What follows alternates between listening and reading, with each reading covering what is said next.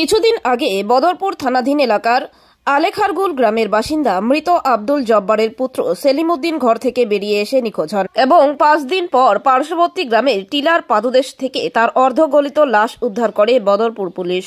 মৃত সেলিম উদ্দিনের পত্নী, 2টি সন্তান, একটি ছেলে ও একটি মেয়ে রয়েছে এবং তার 95 বয়সী বৃদ্ধ মা রয়েছেন। এমনকি তার মেয়েটি শারীরিক প্রতিবন্ধী। পরিবারের একমাত্র আয়ের উৎস থাকা ছেলের মৃত্যুতে নাজেহাল অবস্থায় পরিবার।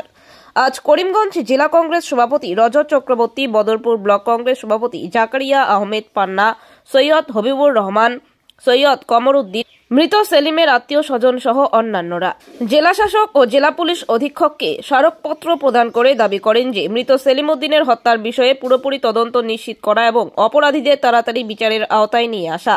সেলিমের পরিবারকে আর্থিক সহায়তা বা কোনো সরকারি সহায়তা প্রদান করা, যাহাতে তাদের বেঁচে থাকা একটু হলেও আর্থিক সহায়তা নিশ্চিত হওয়া।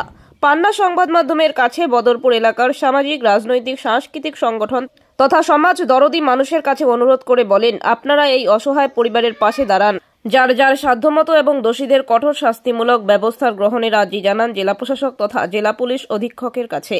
Bureau report, Badarpur any.